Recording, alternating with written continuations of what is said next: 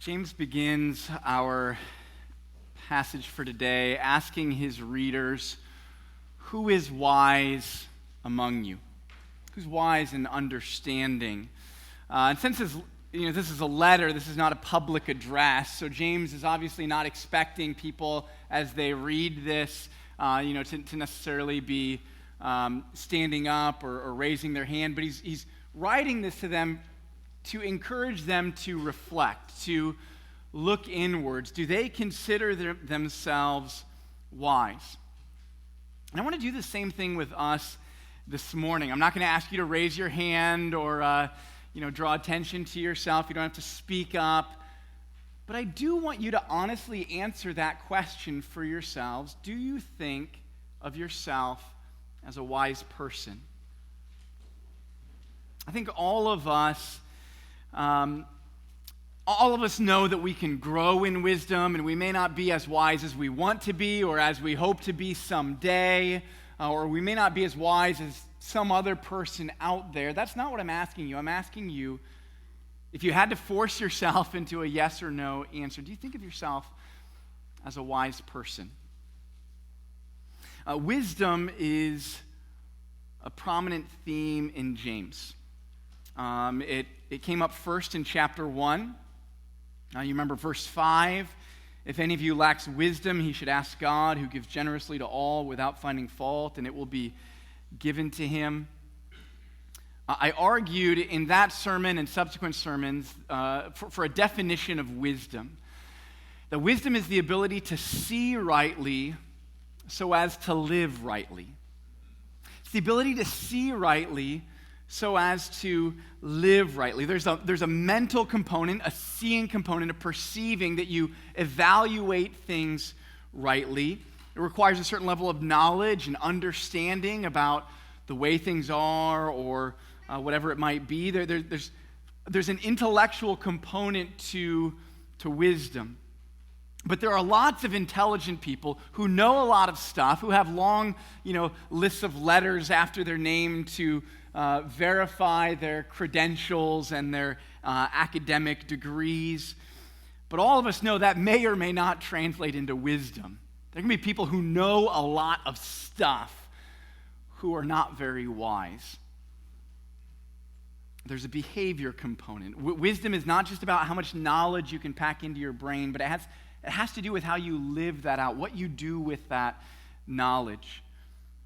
If you are wise, you see things as they really are. You see their true value, their significance, and it enables you to live accordingly because you see something rightly, because you see it you see the weight that it ought to be given, then you orient your life accordingly and you give yourself to what matters. A wise person can see what really matters, looking at the world with God's eyes, and therefore they don't have to waste their time with things that are insignificant, waste their energy or emotions on things that don't really matter, that have no lasting weight or importance. I want to teach you something that gives a little background to this biblical understanding of wisdom. In Hebrew, the word for glory is kabod or kavod, depending on your Hebrew how you pronounce it. But kabod, and it literally means heaviness or weightiness.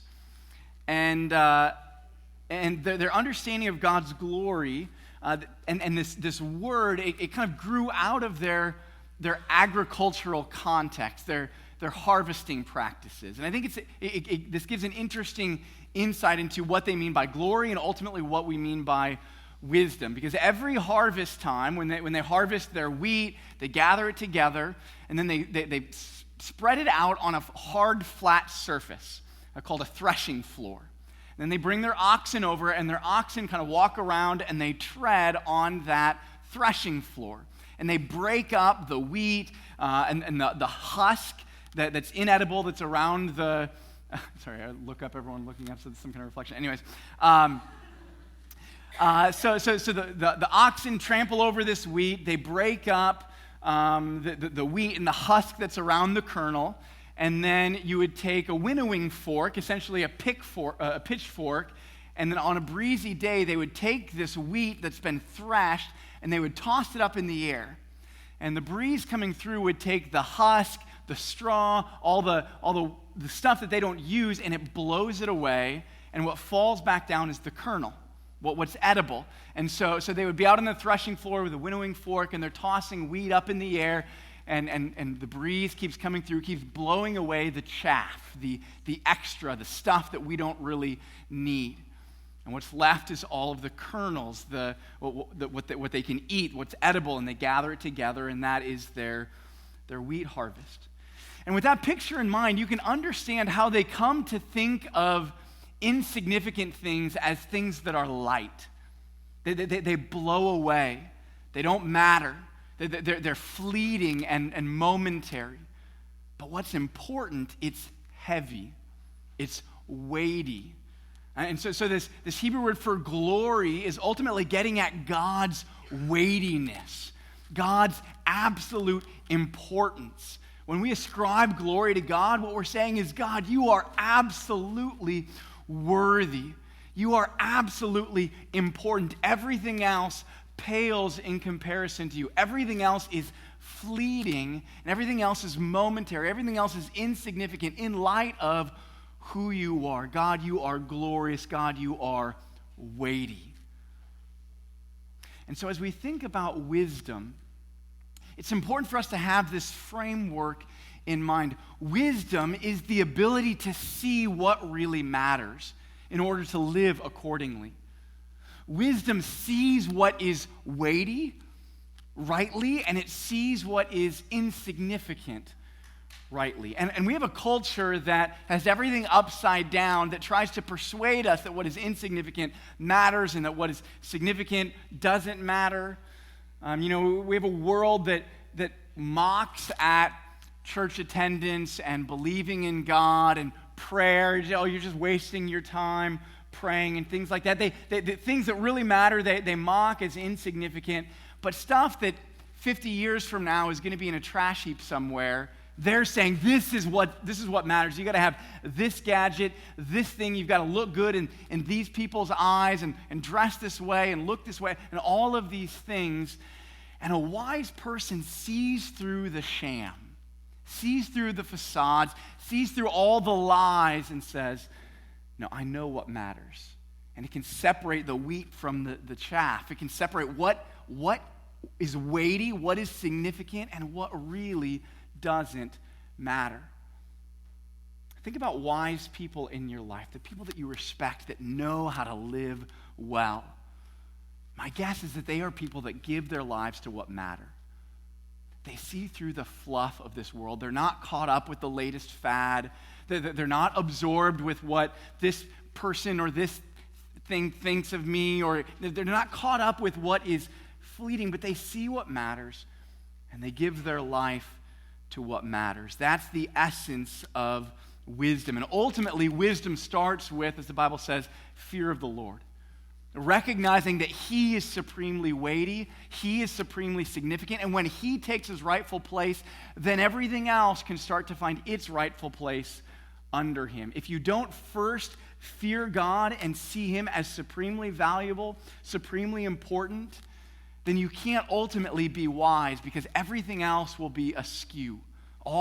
You've lost your bearings. You've lost what gives gravity and kind of, everything else orients around. Wisdom is seeing God for who He is and starting to see the weight and significance of everything else in relation to God. James is a pretty practical guy. If you've been here at all in this series, you know that James doesn't like to stay up in the clouds.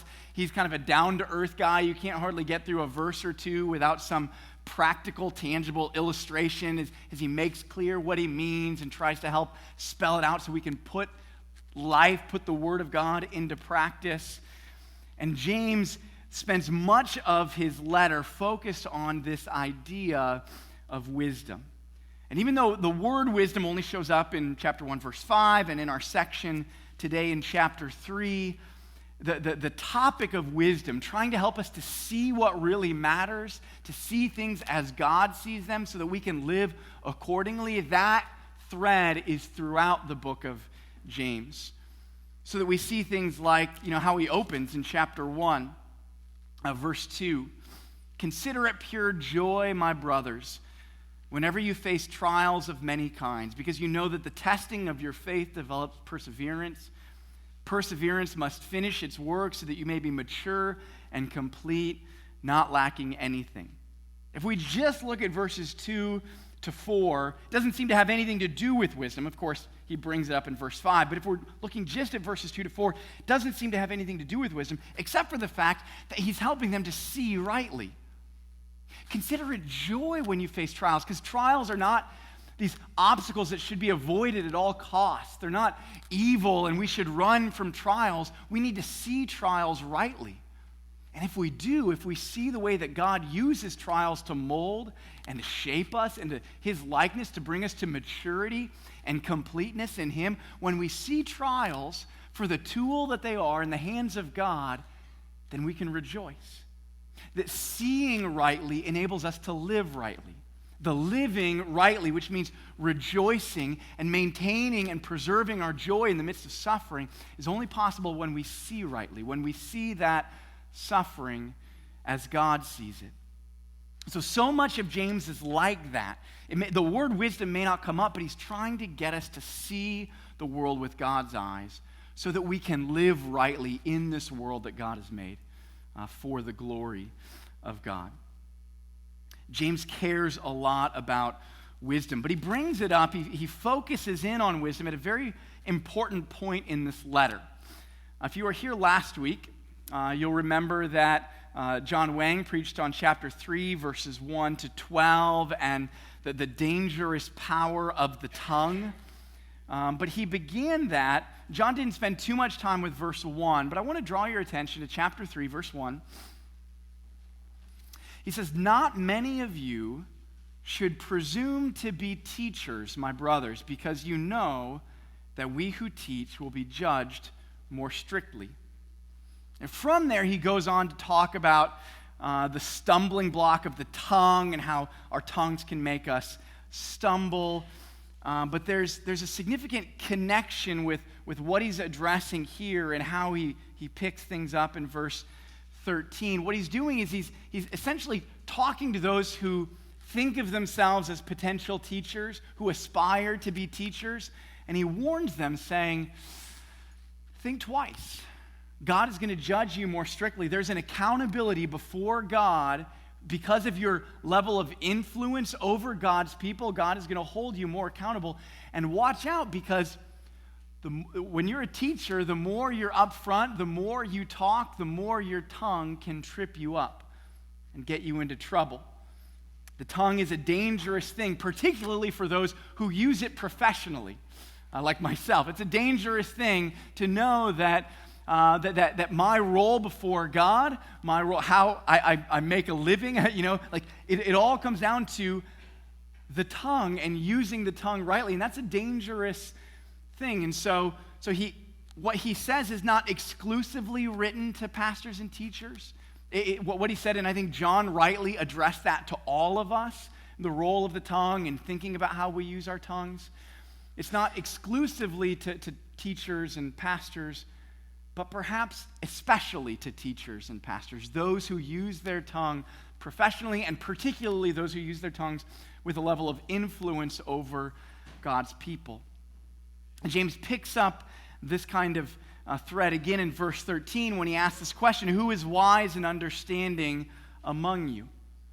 I can't help but he's kind of going back to this crowd, and he's not exclusively talking to the leaders or those aspiring to be leaders, but he is kind of asking you, if you think of yourself as wise, if you think of yourself as leadership material, if you think of yourself as someone worthy of being looked up to and followed, maybe to be in a position to teach and lead and guide others, if you think of yourself in that place, then you need to examine yourself especially carefully.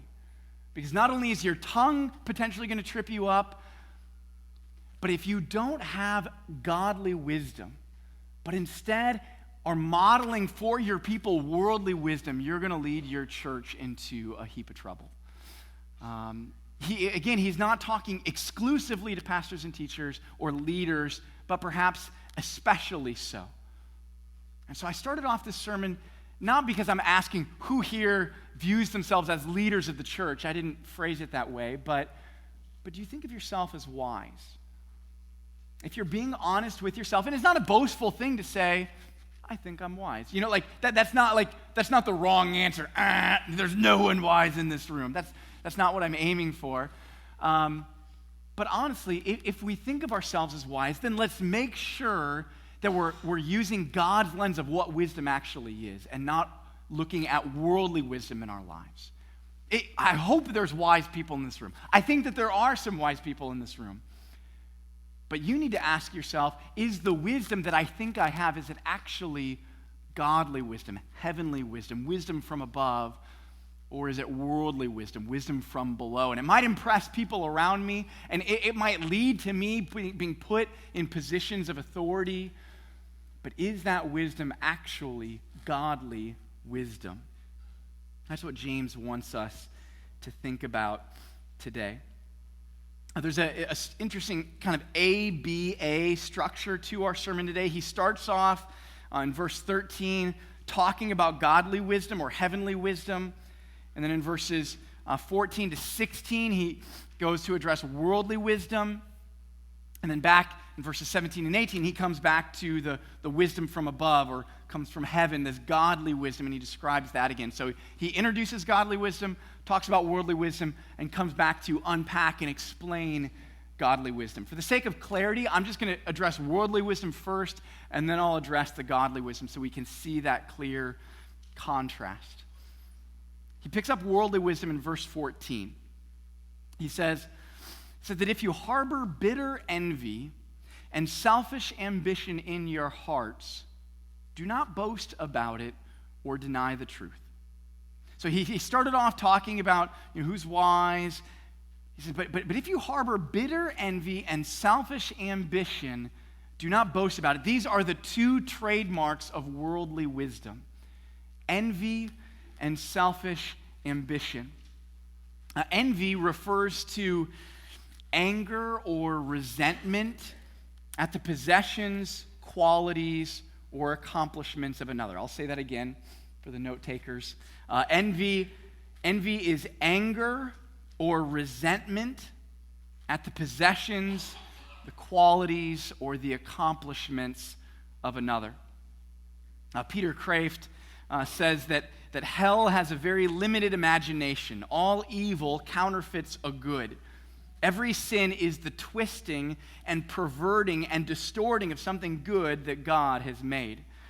And he says that aspiration and ambition and heroism are the good to which envy is the counterfeit.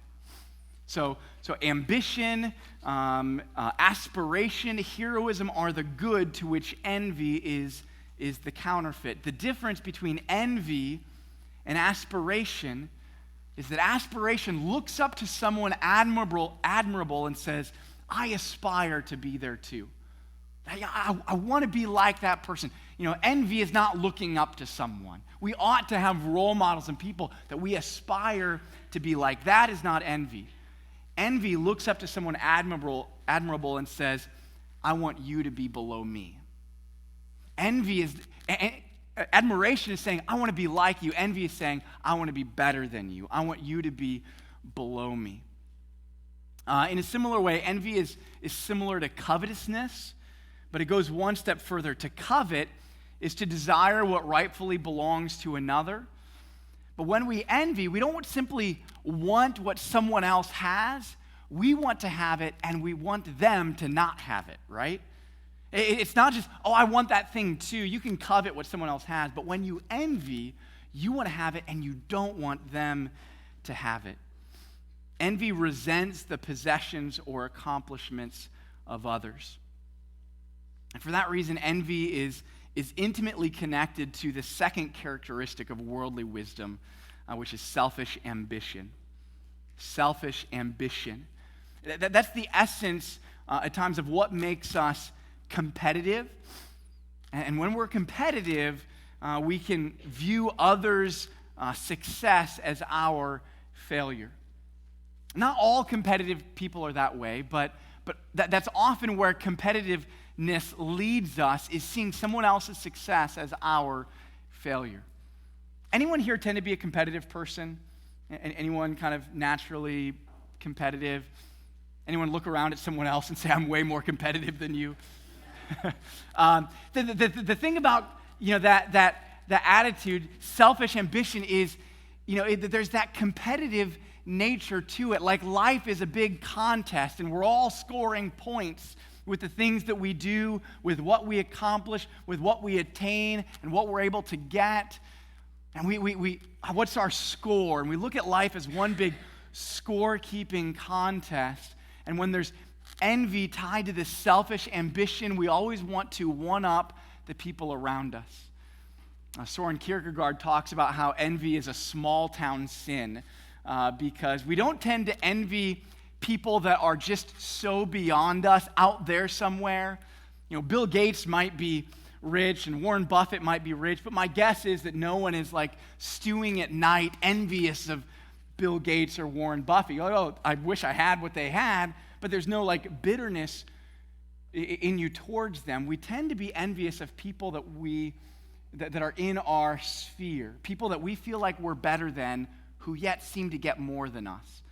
It's the coworker that we think that we're more qualified, we think we're more hardworking, but they get the promotion, not us. And so we become envious.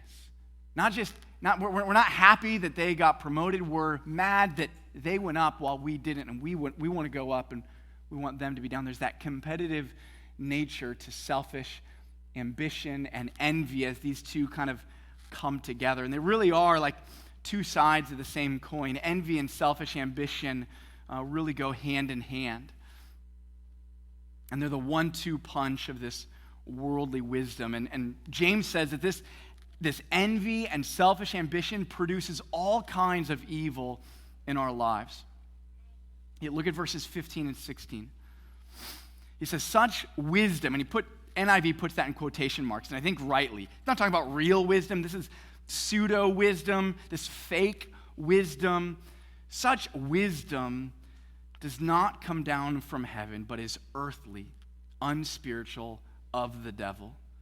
For where you have envy and selfish ambition, there you find disorder and every evil practice. This wisdom is not from God. It doesn't come down from heaven or from above, literally, but it's earthly, unspiritual, of the devil. Earthly is the opposite of heaven, used earlier in the verse. It refers to kind of a narrow perspective on just the stuff of this life without reference to God's will and His existence or guidance. It's wisdom that fails to consider God's perspective. And anything that, as I said before, any wisdom that fails to consider God, that fails to see God rightly, that fails to see everything in light of God, is ultimately going to be a faulty, worldly, upside down, inaccurate wisdom.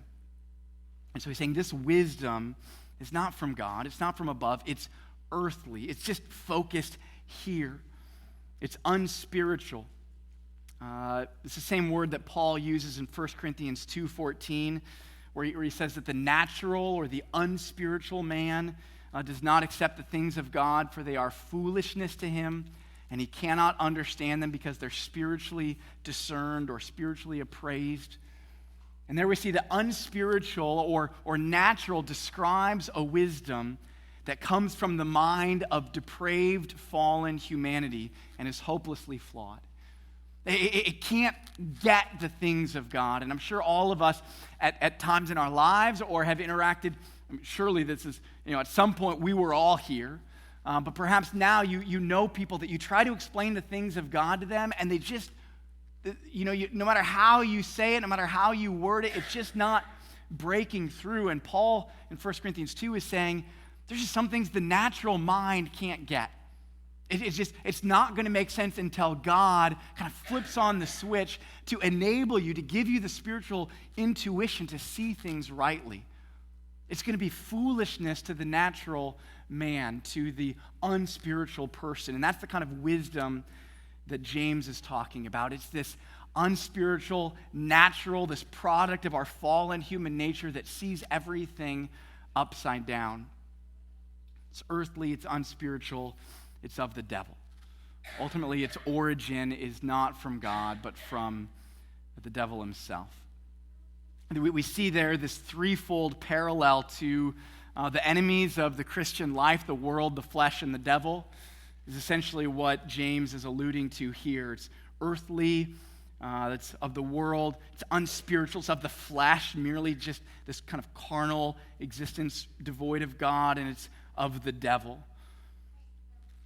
James contrasts this with godly wisdom, biblical wisdom, or what he says, heavenly wisdom, wisdom from above. And he describes that first in verse 13. He says, "Who is wise and understanding among you?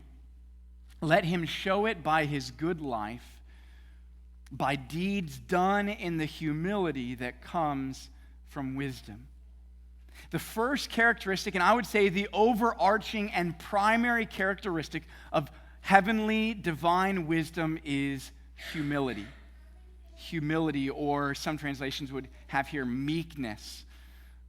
Meekness or humility. And in verses 17 and 18, he comes back to unpack godly wisdom. But I think everything he says there is essentially under the umbrella of humility. He's saying humility flows from wisdom, and all of these other attributes are expressions or manifestations of this humility. Humility here, as I said, is sometimes translated meekness. This was not an attribute prized by the Greeks. They looked down upon this. They thought of it as servile and unworthy of a strong and confident person. They looked down upon this type of humility. But Jesus and the writers of the New Testament kind of redeemed this word that everyone mocked, everyone else in the culture looked down upon, and Jesus himself claimed to be meek. And he blessed those who were meek. And this meekness does not denote cowardice. It's not spinelessness or timidity or kind of a peace at any cost kind of attitude. It's not indecisive or wishy-washiness or wimpy niceness. There's all kinds of images we can get in mind with meekness, but it's none of those things. Meekness or humility here is strength under restraint, strength under control. Jesus was meek, but not because he was weak. He had all the power. He said, I can call down upon legions of angels at any point if I want. Let's not, pretend who's not the strong one here. Jesus knew all the way through his life he was the strong one. He was in charge, and yet that strength was restrained. It was under control, and he willingly endured the things that he faced. He wasn't just a pushover. He wasn't being controlled beyond his power, but he was restrained. And that's the kind of humility and meekness that James is talking about. But he fleshes it out in verses 17 and 18. And here we see 7 different descriptors. 8 if you split one of them up, but I'm going to argue for 7 descriptors or characteristics of godly wisdom or humble wisdom in verses 17 and 18. It says, the wisdom that comes from heaven is first of all pure, then peace-loving, considerate, submissive, full of mercy and good fruit, impartial and sincere. And then he comes back to that peace-loving, verse 18, peacemakers who sow in peace raise a harvest of righteousness. I want to unpack and just kind of explain all 7 of these, and then we'll try to kind of piece them together for what's the overall picture we see of godly wisdom. So first he says is pure. The wisdom that comes from heaven is first of all pure. That is, this word pure here refers to innocence or moral blamelessness, being undefiled. Later in chapter 4, verse 8, he uses this word again. Look at chapter 4, verse 8. It It says, come near to God, and he will come near to you. Wash your hands, you sinners, and purify your hearts, you double-minded. So here, purity that he's striving for, this purity of heart, is the opposite of being double-minded. It's be singular in your focus on God, not with divided interest that's kind of half aiming at God and half aiming at the world. He's encouraging them to have this purity of heart that is solely focused on God.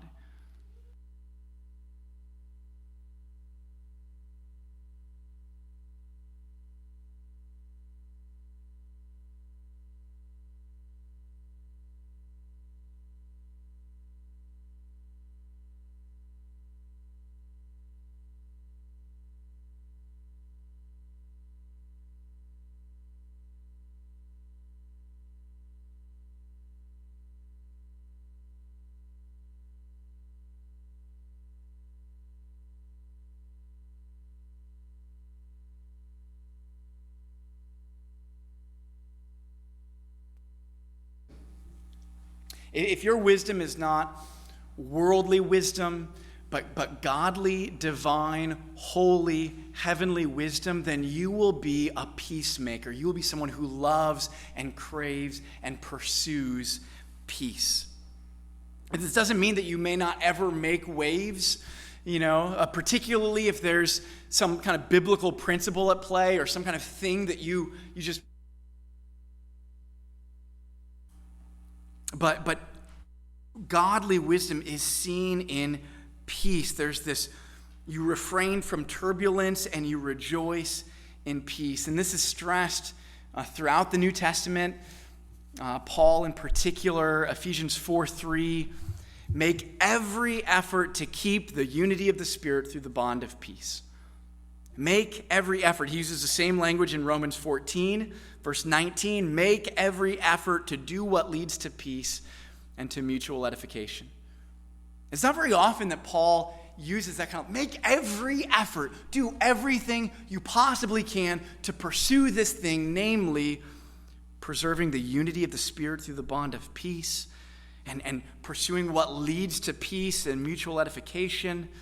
Romans 12, he says, if it is possible, as far as it depends on you, live at peace with everyone. Again, we have this language that it's like he's searching for words to stress the importance of this. If it's possible, as far as it depends on you, do everything you possibly can to live at peace with everyone.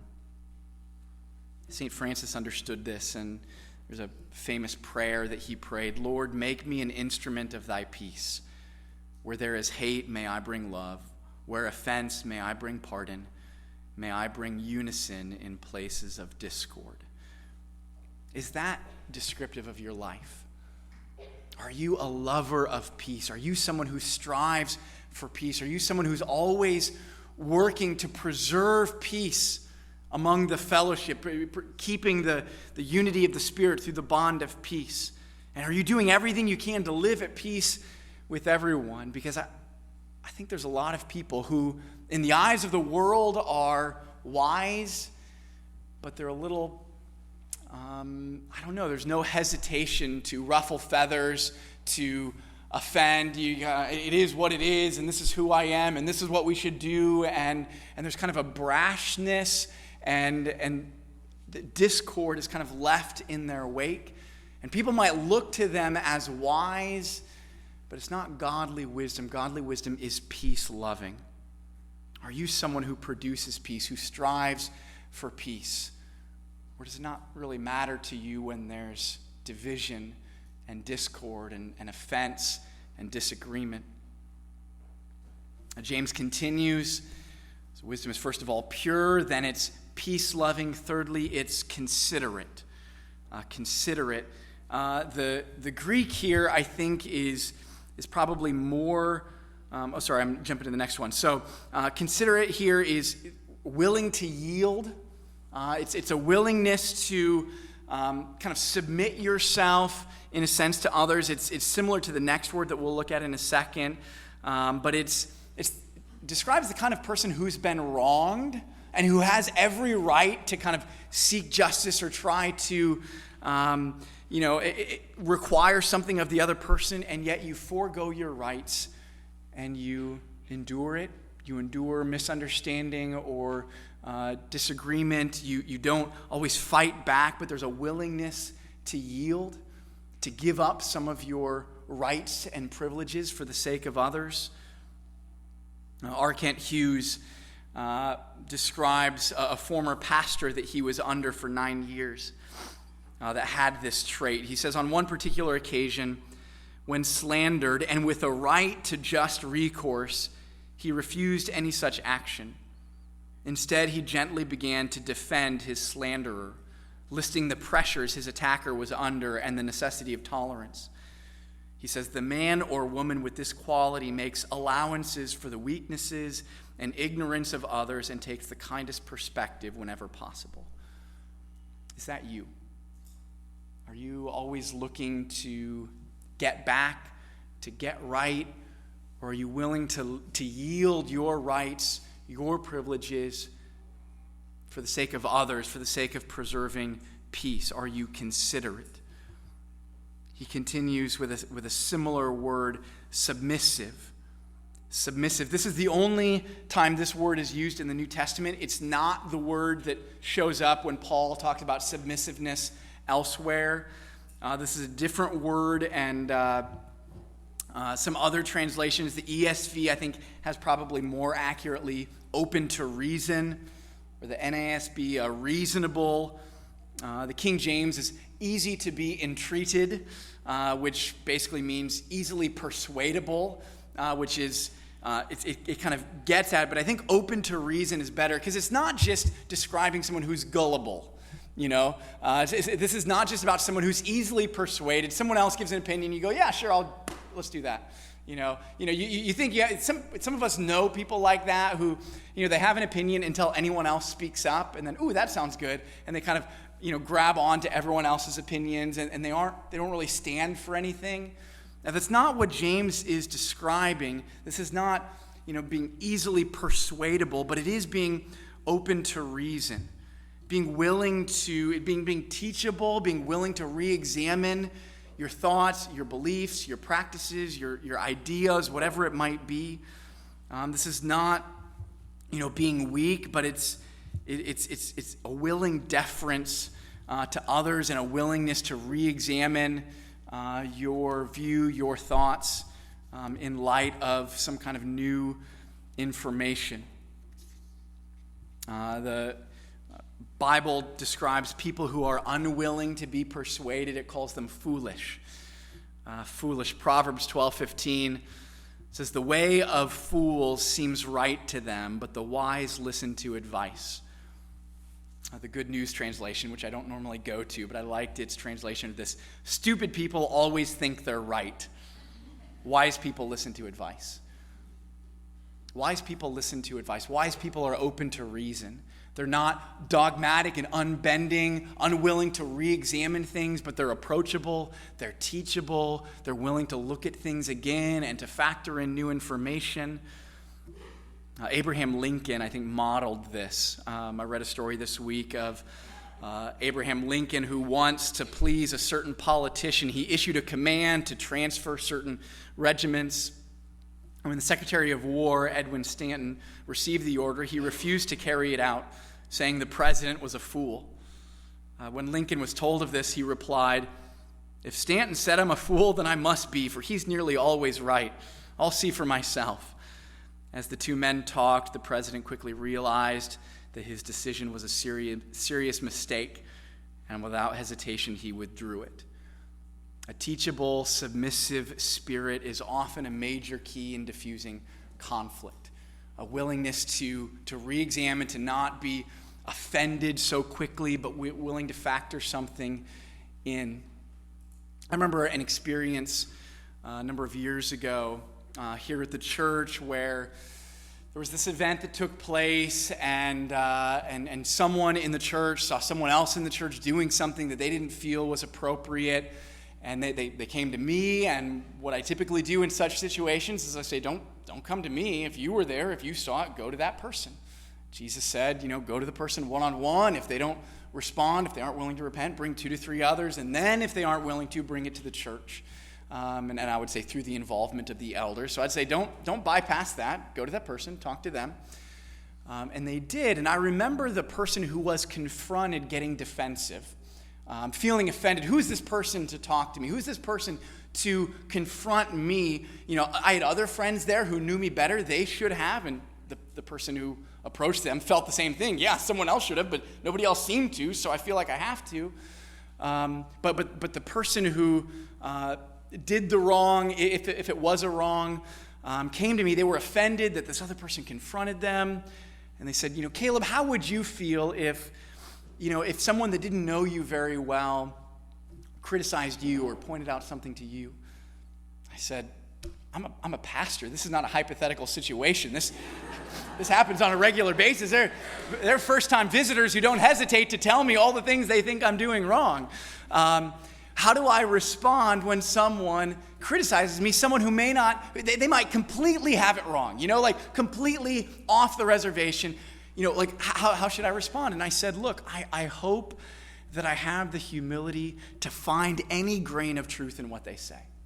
And they might be completely wrong on all fronts, in which case I hear them nicely, and I say, we're going to have to agree to disagree or whatever it might be. I've factored in your opinion. Thank you for sharing, and then move on. But I hope that I have the humility that if there's even an ounce of truth, if there's 1% of what they say that's true, am I going to be the kind of person that hears it and grows and learns and is refined even by a poorly presented, angry criticism of some kind? Am I going to be the kind of person that can find the truth in it and learn from it and grow? And I want to challenge you to think about, are you that kind of, are you open to reason? Are you the kind of person when someone rebukes you or criticizes you or says something against you, do you get defensive? Do you get feisty? Or are you willing to find any sliver of truth in what they say, to factor that into your beliefs, to be willing to change, to be willing to grow, be willing to revise your beliefs or whatever it might be? Is there an openness and a teachability? That's what James is talking about here with submissive. And next he says, full of mercy and good fruit. And I think that's one thing here, not two. Full of mercy and good fruit. And I think the good fruit he has in mind is the good fruit of merciful acts.